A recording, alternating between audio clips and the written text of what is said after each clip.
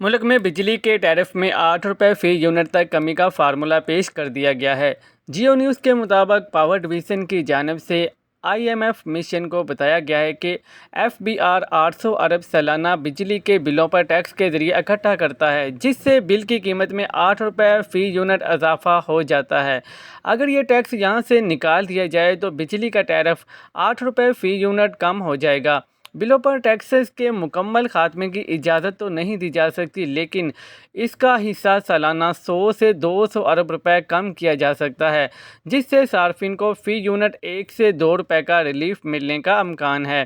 Power division کا briefing میں کہنا تھا کہ ایف بی آر بجلی کے بلوں پر 17% جی ایس ٹی تو ختم نہیں کر سکتا، کیونکہ صرف اس سے حکومت کو 600 ارب روپے کی آمدنی ہوتی ہے، لیکن 100 سے 200 روپے کے دیگر ٹیکسز ختم کیے جا سکتے ہیں، جس کے بدلے ٹیکس کے جال کو پھیلاتے ہوئے پرچون فروشوں، ریئل اسٹیٹ اینڈ زرعی سیکٹر کو پابند کیا جائے، کیونکہ اس وقت ملک کے بجلی کے سیکٹر میں کوئی پائیدار، معتبر اور قابل برداشت چیز نہیں، اور ہمیں ہر آپشن کو اچھی طرح سے سوچنا ہوگا تاکہ بجلی کو قابل برداشت حد میں لایا جا سکے۔ معلوم ہوا ہے کہ پاور ڈویژن حکام نے وزیر اعظم شہباز شریف کو بجلی صارفین اور ٹیرف پر اس کے اثر کے بارے میں بتایا ہے۔ اس وقت صارف بجلی پر ڈیوٹی ادا کرتا ہے، جو صوبائی ڈیوٹی ہوتی ہے، اور اس کے لیے تمام صارفین سے 1.5% تک لیوی وصول کی جاتی ہے۔ اس کے علاوہ صارف بجلی کے بل پر